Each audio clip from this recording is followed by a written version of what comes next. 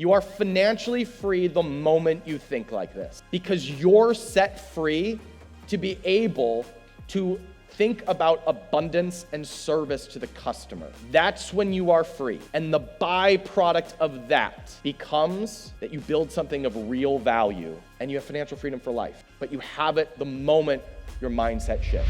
I don't like to toot my own horn, but I'm going to just for a second. The speech that you're about to watch got a standing ovation from a room of 7, 8, and a few 9-figure entrepreneurs. In fact, Rich Sheffrin, who has been one of my internet marketing heroes for years, said it was the best talk that he's seen in 10 years in this industry. Thank you, Rich. That meant a lot to me. This is a keynote that I gave in front of a group of entrepreneurs and marketers, all of whom were fairly successful, about growing your net worth by focusing on enterprise value rather than the small short-term cash flow things that everybody in our industry talks about. If you focus on the high leverage things that grow the value of your business rather than the short-term things that grow your cash flow, you actually fix both of those things. So I hope you enjoy this keynote, regardless of if you're starting on your journey or if you're already successful. This is going to help you get to where you want to go a lot faster. Enjoy. I grew up in Cleveland, Ohio. And my mom, when I was a kid, used to love to drive around the rich neighborhoods. And she would look at the big houses. And when I was growing up in Cleveland, a big house was like a $300,000 house. And it was a big city in the 50s, and then the factories went out of business, and everybody moved out of the city. And so you have all this old money and these big houses and this big infrastructure, but very low property values. And we were lower middle class. My dad was a teacher. My mom was a single mom, or a full-time mom until they separated. And my mom would love to just drive through Brunswick, Ohio, Broadview Heights, Ohio, where there are $300,000 houses. And she would say, don't you just want to knock on their door and figure out what they do for a living? And that always stuck with me. She would look at me and say, Ryan, this is how the other half lives. And I was always obsessed, even as a kid, what the other half did. What did they do differently than us? Do you have a story like this as a kid? Wondering, what did they do differently? What do they know that I don't know? And I've always asked this question. And so, of course, you learn to start a business or to separate your time from your income. And then you go one step further and you realize that rich people invest. And in my experience, entrepreneurs often start businesses because they come from lack or they want a different life. And we tend to get complacent or stuck at these certain checkpoints. And I've always asked the question, what does the other half do? What do the people ahead of me do? And in 2006, wow. In 2006, I started my first ClickBank affiliate site. And I learned a skill set. And I learned search engine optimization. And I learned that first piece of the puzzle, separating your time from your income. I tried to invest that money. I was 19 years old. I did not invest it well. And later, I took that skill set and I applied it to what I would call a real business, where I sold real stuff. And 4 years after starting a business like that, it was a supplement company called Sheer Strength Labs. We ran it for 4 years, started with $600, sold that to a private equity group 4 years later for $15 million. 5 years from there, earlier this year, about 3 months ago, I bought that from the private equity group back for $400,000. So what I learned through this process is that the things that the other half do in our industry are not so mysterious. They're not better than us. At least in this case, they very clearly destroyed my business, which was doing $3 million in EBITDA, sold it at a 5x multiple, and then within a few years, it was doing nearly zero. But they used a playbook that I found very interesting. They just used different tools. They had different mindsets. They had different approaches. And so I paid attention here, just like when I was a kid, going, okay, what does the other half do that's different? Because as it turns out, entrepreneurs are actually good at this. And some private equity groups, not so good at this. So what if we could take some of their playbook and sprinkle it into what we're doing and elevate the way that we're playing a game. And so that's what I want to share with you today. And using some of these frameworks and mindsets, I hope that it allows you to play a bigger game. And what we do it without starting another project, another side thing, or giving up the primary business that you have. In my experience, there's 3 types of money. There's cash flow. We're all familiar with what this is. It's profit you can spend. If you don't know what this is, you are in the wrong room.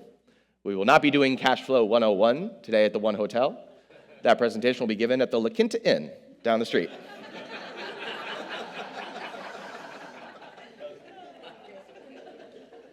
There's cash flow, and then there's wealth.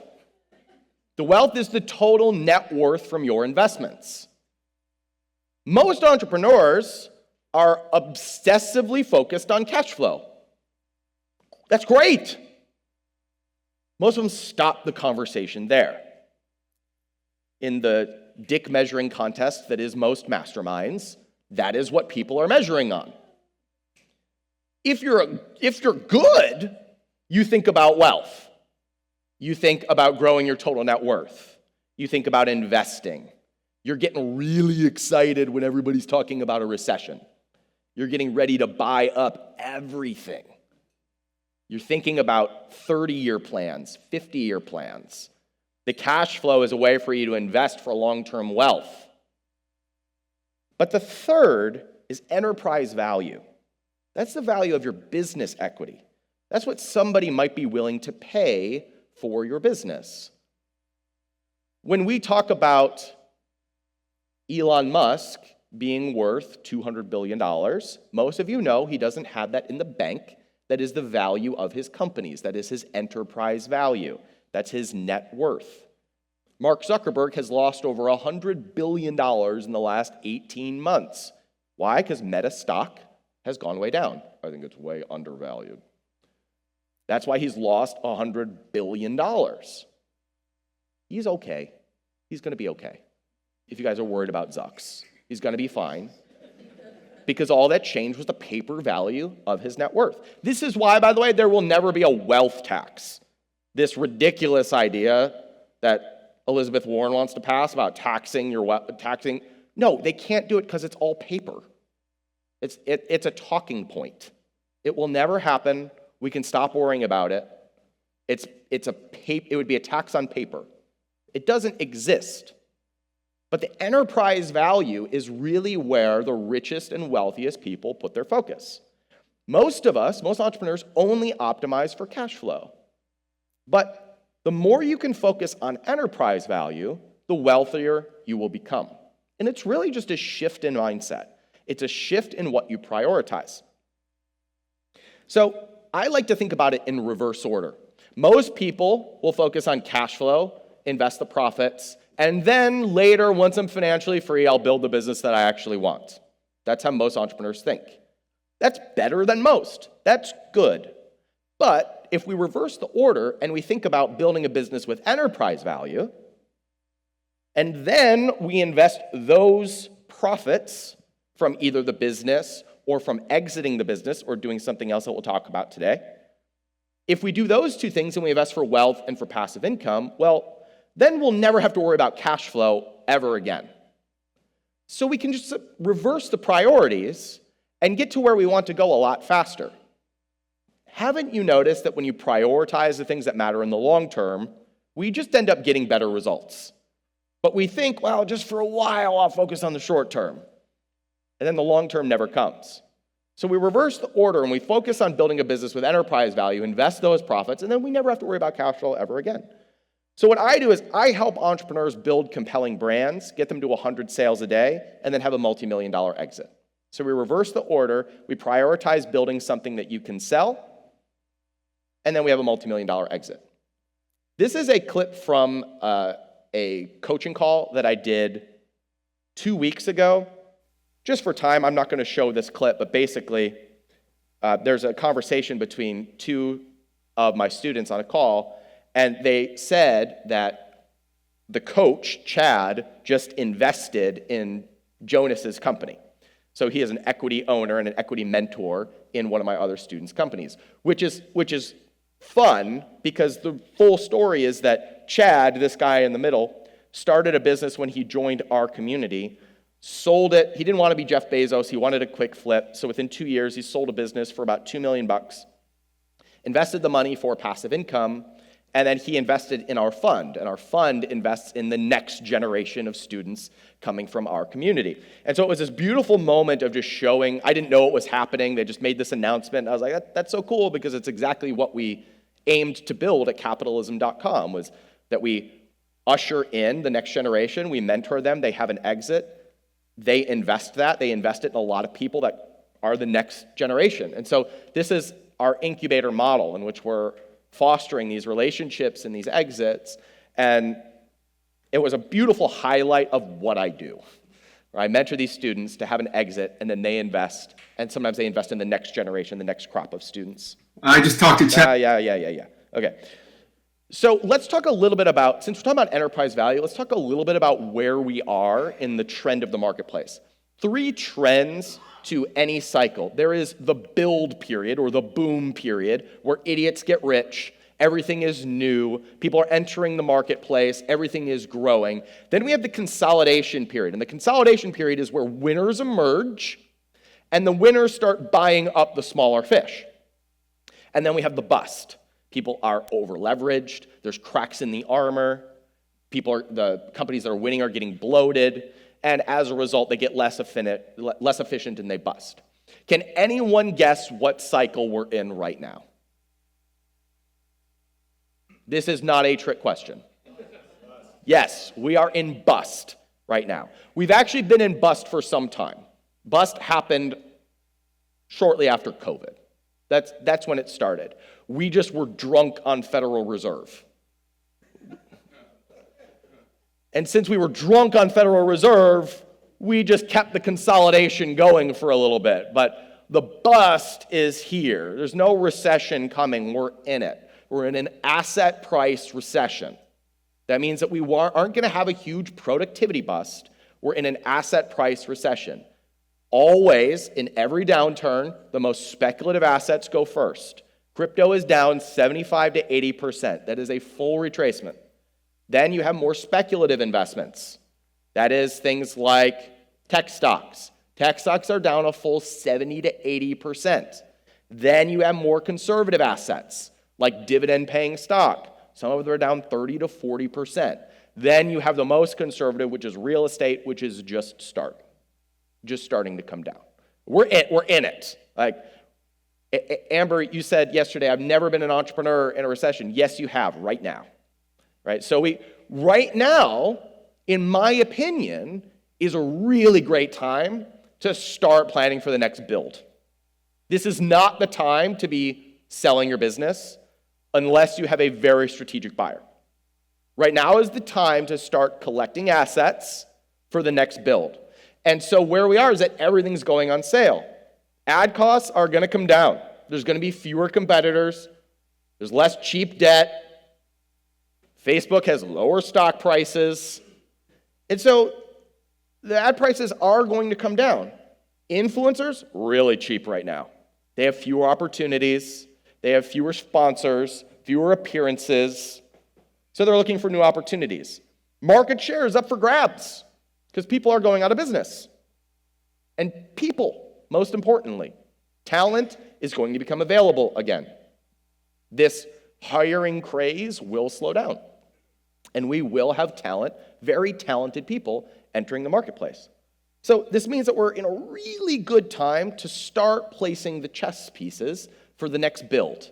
And that's actually what we need to be thinking about. Not how do we shield against a recession. That's the wrong question. It's how do I pounce when everybody else is bouncing? How do I strike while everybody else is running? That's the question. Much more interesting and a much more helpful question to ask than how do we brace for the coming doom? No, how do we build during that time when everybody else is afraid and we put ourselves in a position to build real enterprise value? That's the question to ask. Now, if you are How many of you are info product entrepreneurs? You do content, you sell courses, coaching, any of that? Great. So if that's you, then I think the most predictable and sellable business to build enterprise value is to attach a physical products brand to that. And if you have a physical products brand, we'll go through some things that you can tweak or do in order to build more enterprise value so that you have a more sellable business and you can have an 8-figure exit. And again, we'll do it without compromising the existing business, and we'll do it without taking away your primary cash flow. Now, the first step that I walk people through, like the big aha that I tell people, especially new entrepreneurs, is that if you have a brand that does 100 sales a day, that's $100,000 a month. They believe me more when I say 100 sales a day for some reason. I say 100K a month, 100 sales a day. I can do that. It's the same number. So 100 sales a day, here's the big thing. With a clear and unique customer avatar. You have 100 sales a day of a clear customer. That's a sellable business. That's our checkpoint. That's the first step. Now we have built enterprise value. Now we can build to scale that. We can add in and do all of the things that we love to do. But this is the checkpoint. This is the first thing. You want to build enterprise value. You want to build a business you can sell. Then what we need is 100 sales a day with a very clear customer avatar. Now, this is a math formula that I put in a presentation 8 years ago, and every time I say it, people are like, amazing, amazing. 100 sales a day is 4 products at 25 sales a day at a $30 price point. That's $3,000 a day, $90,000 a month, $1.1 million. Rich Sheffrin, why are you giggling like a little girl? He's like, numbers, oh my goodness, data. 100 sales a day, $30, $3,000 a day. It's all it takes. It's all it takes to have a $1 million business that you can sell. And of course, we're going to build upon this. Of course, we're going to scale this to 10 million. Of course, we're going to do that. But this is the formula for building, growing, or attaching a sellable part of your business to whatever it is that you are already doing. The way that I do this is I put entrepreneurs through what I call the owner's model. Now, the owner's model is bringing together 3 pieces that create a sellable brand. Those 3 pieces are product, audience, and sales channels. Most people who call themselves entrepreneurs are actually just experts at one of these 3 pieces. They're an audience leader, they're great at sales, or they're a product person. Very rarely is someone more than one of these. This is where you build teams and create partnerships. So most of us get our foot in the door as entrepreneurs by becoming good at one of these. For example, I work with a lot of Amazon entrepreneurs, Amazon-based entrepreneurs, and I tell them, if you have an Amazon business, you do not have a real business. You are a sales channel manager. That's it. And when your business goes under, you will be hired by another brand who needs a great Amazon sales manager. If you want to build a sellable brand, we attach excellent product and audience to the formula, and now we have what I call the owner's model. The reason why I call it the owner's model is something that I learned from an acquaintance of mine. His name is Brian Lee. Brian Lee was the founder of LegalZoom. He was also the founder of ShoeDazzle. He was the founder of Art of Sport with the late Kobe Bryant. He was the founder of The Honest Company. He was the first investor in Honey, the app that was bought by PayPal. He has $4 billion companies on his resume, and he's the most humble man. He's been on my podcast a few times. He's been on our stage. And what I noticed about him is that his entire business model is that he just brings together these pieces, and then he's like, call me when you need me. He's not like up late worrying. He just brings in the pieces and is like, I'm here if you need me. And that's how he creates regular multi-million-dollar and even billion-dollar companies. So if we look at the owner's model, the product is creating 4 great products for a specific type of person, getting them to a minimum of 25 sales a day to have 100 sales a day. The audience is your email list, Instagram following, high traffic blogs, influencers that you partner with, and of course, sales channel is wherever you're optimizing to get customers. Now, this is the secret, if you will. I create partnerships with each category, so I'm simply the owner. And you can do this in your business. If you want to create a new division or a sellable piece of the business that has enterprise value, we simply need to bring in the partnerships for product, for audience, and for sales channel, and then make sure that it's properly capitalized, has enough funding to be able to do its thing.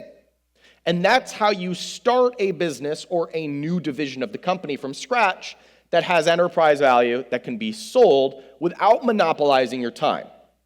It is moving from being an entrepreneur who is good at a certain skill set into being more of an owner, the owner of the business rather than the operating founder. Now, I love building relationships for each piece of these because it allows every person to stay in their lane, to stay in their zone. So, for example, a lot of the entrepreneurs that I work with think about how do I get influencers to talk about me? And I'm like, have you offered them equity? Oh, I don't want to give up a piece of my baby. You don't want to give up a piece of your baby for somebody who could put you on the map. Do you think that Onnit's founder, Aubrey Marcus, cared that Joe Rogan wanted 30% of the company when he started? No, that's why they were able to sell for $300 million, because that gave them the spark. So when the entrepreneur stays in their lane, they put the audience kind of on a pedestal. But if you talk to the audience leaders, the influencers, they're like, equity in a company? That's so cool. And so every person, when I bring together partnerships, is able to stay in their lane and contribute the most value. So when we're thinking about enterprise value, we're thinking about how we bring in those three relationships to raise that value, not just what makes the most money in the short term or controlling as much of the pie as possible. Because our goal is to exit. Our goal is to build the most valuable company and the biggest pie possible. That's the focus. So I started a business with $600 and I sold it for $15 million. That's pretty good. That's a good ROI. You know what my biggest regret is? That I didn't put in more than $600. When you can create that much ROI, I didn't know, right? I was building what I thought was a cash flow business. I was still learning. I was 26, 27 years old. Right? I had a 3-month-old. I'm thinking about cash flow. I didn't know that I was going to sell it for 8 figures. I didn't know what a private equity group was. That they were mysterious people, the greedy 1%, more than 99%, those greedy entrepreneurs. Actually, my mentoring program at capitalism.com is called the 1%. It's just giving the finger. That's just... So, 600 to 15 million is a great ROI. But if I had known what I know now, I would have done things a little bit differently. I would have started knowing, like if I had known that I could build something to sell, I would have been way more aggressive at the beginning, doing the things that I knew would build enterprise value. So let's just play with numbers for a second. If at the beginning of a business you raise $250,000 at a $2.5 million valuation, which would be fairly common for a startup run by an entrepreneur who has any successful track record at all, how much equity value have you created? Very good. You've been hanging out with Rich Sheffrin. You know numbers. Pick on the 2 Jewish guys. Yeah. Insert Kanye West joke here. Yes. Okay. Please don't. You would create $2.25 million. On paper, it just exists. And by the way, this is how the big players play. Oh, yeah, I now have a company worth $2.5 million. Right? By the way, don't ever believe the publications that say what things sell for or are valued at. My best friend in the world sold a company for a whack ton of money, and they were at the closing table, and they asked him, they said, oh, by the way, what do you want the press release to say that you sold the company for? He's like, what? What do you want us to say in the press release? We can make the numbers whatever you want. What do you mean you can make the numbers whatever we want? Well, I mean, we could say that there's an option to buy more shares in 6 years at $1 billion valuation, and so we could run the press release that say up to $1 billion transaction. No. It's all paper. It's all paper and headlines. It's 2022. Do you still believe headlines? All right, so you've created $2.25 million on paper in equity value with this valuation. But let's change it. What if we bring in an influencer? We bring in an influencer and we give them 10%, which most people would say, I'd never give up 10% of my baby. We give them 10% at the beginning, and they have 1 million followers. Would it be reasonable to say, okay, I have a track record, and I've now partnered with an influencer who has 1 million followers, and they're going to share it publicly, and we're going to build the company around them. Would it be reasonable that we could now value the company at $5 million? Okay, well, how much value have we created now? More is the answer. Okay. So let's take it one step further. If then we go recruit a CEO from a competitor who's built a similar business or brand, and we say, how much equity did you get from your last company when it sold? And they say, 0. You say, well, would you like 10% of this new one? We have this partnership with this influencer, and we're raising capital right now. We put them on the board. Now we raise our valuation to $10 million, which, again, very common when you bring in these pieces. An entrepreneur with a track record, a CEO who comes from a competitor in the space, and an influencer on board to spread the word. We now value the company at $10 million. How much equity value have we created? Well, in this way, we now own 70% of a $10 million company, which means that we have $7 million in equity value, plus we've sold 10% of the company at a $10 million valuation, which means we have $1 million in cash in order to build out the operations of the business. Raise your hand if this makes sense. Awesome. Now, when we do this, doesn't it make sense that we might be able to build and scale the business a little bit faster? Doesn't it make sense that we could build something that we could exit a lot faster? Doesn't it make sense that we could stay in the owner's seat without taking 3 a.m. calls with manufacturers and suppliers, because that's been delegated to the CEO who is now building the team, and we're working with the influencer who is talking about the product line that we've created. Isn't this fun? Like this is capitalism, which is different from entrepreneurship. This is the next level. This is thinking like an owner, thinking strategically. This is building strategic profits.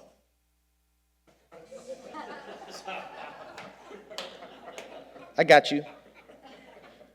Now, one of the undervalued or overlooked drivers of valuation is the customer that you target. New entrepreneurs obsess over what they're going to sell and how they're going to sell it. Brands obsess over what people they attract because people buy products. I was talking with a CBD brand yesterday, and they were talking about, we want to grow this thing, low 7 figures, want to grow this thing so we can exit. And I said, the first thing that you need to do is stop calling yourself a CBD brand. Because if you're a CBD brand, then you're marketing yourself along with every other CBD brands. Who is the customer you're attracting? And CBD can be one of the products, one of the ingredients in the product line, while you relentlessly serve this person. Most entrepreneurs, when they're focused on product or how to sell it, they're writing sales letters about CBD. They're not building brands. And so when you're thinking about product, you're talking about, there's features, it's great, and a tincture, and new Malaysian herb cures body fat. Rather than actually acquiring the person, acquiring the customer that will buy from them over and over and over again. But that's how you build enterprise value.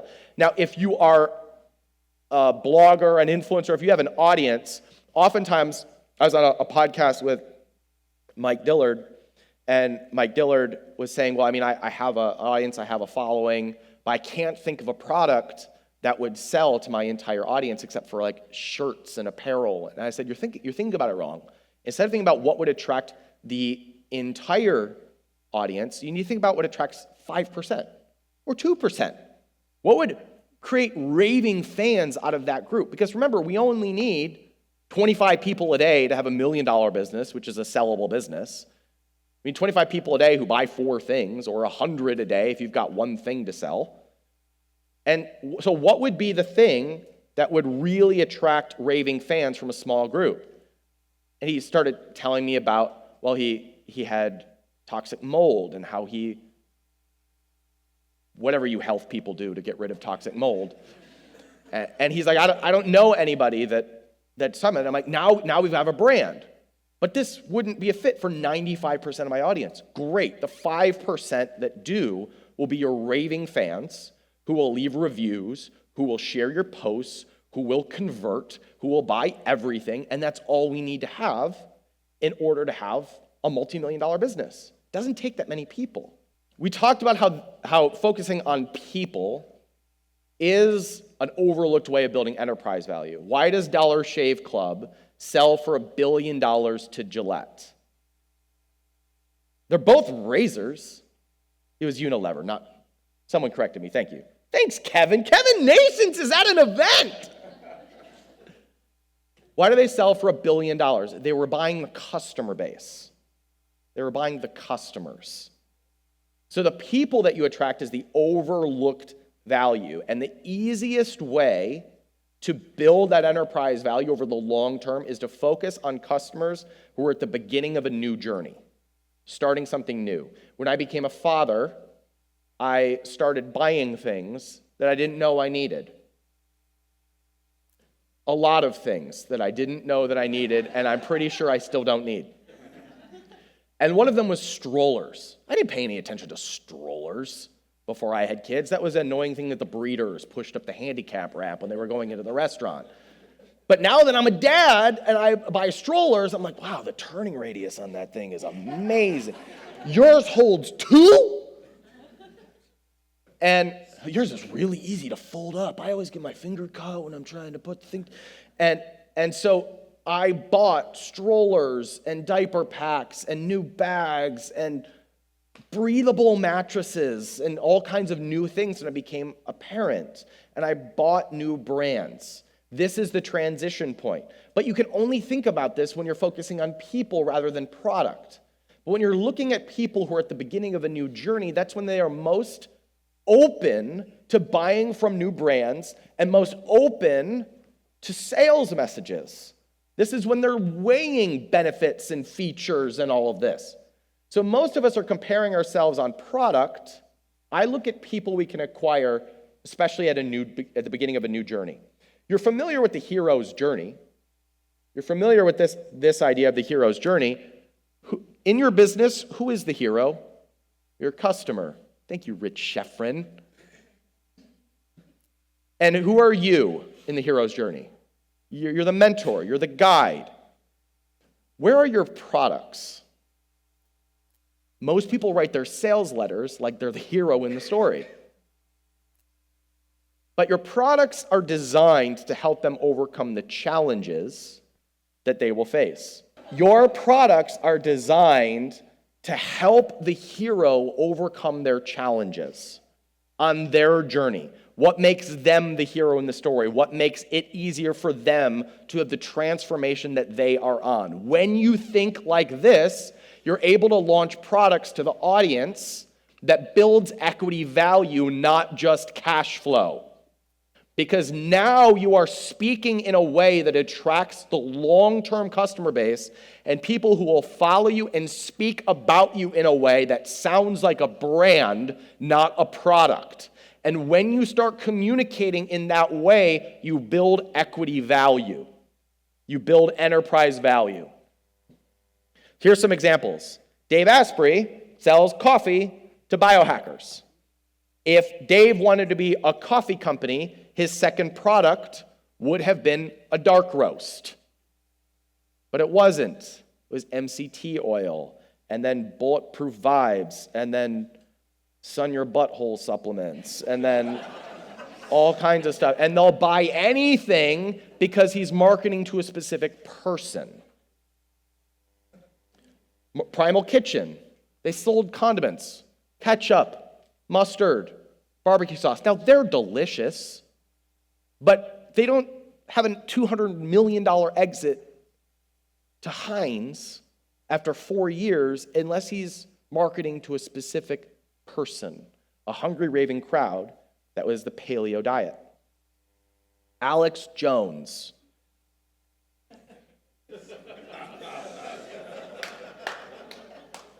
He has a raving fan base. He sells supplements to conspiracy theorists. He has an audience.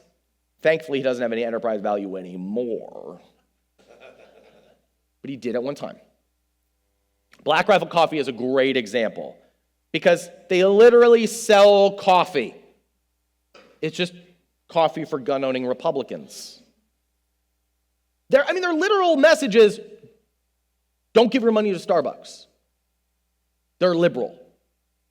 We shoot guns. Buy our coffee. No one has ever said, I love the rich, bold flavor of Black Rifle Coffee. You're laughing, but you realize this? It used to be the best part of waking up was Folgers in your cup. Now it's they shoot guns. I want their coffee. This is how brands are built.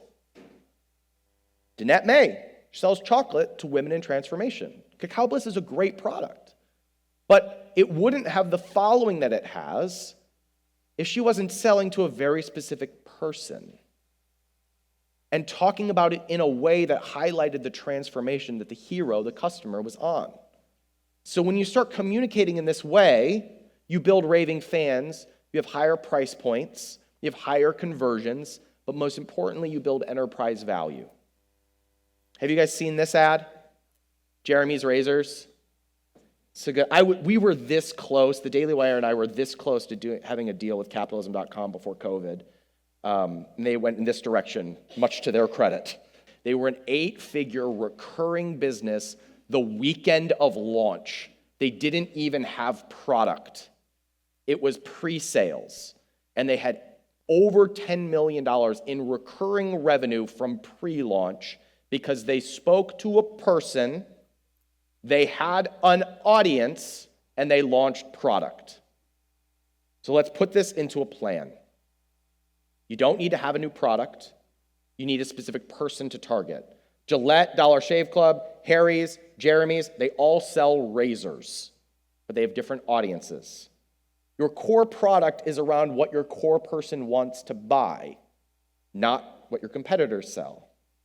And when you partner with influencers, you now have relationships that target a specific person, and your advertising speaks to them directly rather than your product. When you go to sell your business and have an exit, this would have made me millions of dollars more. Please show up with a term sheet. Tell your buyer, this is what I would like to sell my company for. Here are my terms. When people go to sell, they think that the person with the money gets to dictate the terms, but you're the hot girl at the dance. You have the asset. Revenue and profit are just one metric. You can value the business on whatever you want, so show up with your own terms. You'll get the lowest multiple from aggregators and equity groups. You'll get the highest value, the highest multiple from competitors. Now, you don't have to sell your business. There's one other option. If you want to have an 8-figure exit, the buyer's going to use debt to fund the transaction. You could just take the debt yourself and put it in your pocket. Just like you do a home equity line of credit on your house, you can borrow against your business. All the phones went up on that one. That's great. You can borrow against your business and use the profits to service the debt. Take a picture of this. It's the step-by-step formula. Because the thing to take away from this is when you actually build something of value, you partner with product, audience, capital, you now have a business you can sell.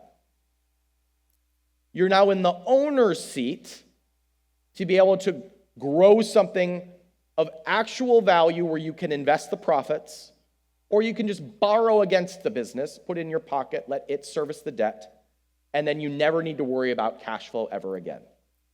It's at that point. It's actually not people think when they have an exit, that's when they're financially free. You are financially free the moment you think like this. You are financially free to build something of actual contribution and value because you're set free to be able to think about abundance and service to the customer. That's when you are free. And the byproduct of that becomes that you build something of real value and you have financial freedom for life. But you have it the moment your mindset shifts. We are entrepreneurs. We are the most powerful people in the world to influence change, to impact customers. But as long as you are thinking about what you can extract from the cash flow process, you will limit yourself and hold yourself back from actually creating the change that you want. So when you think like that, this shifts and you are able to create the change that you want to see in this world. And that is our job. Thank you so much for having me. Thank you, Amber. Thank you, everyone, for setting up a wonderful event.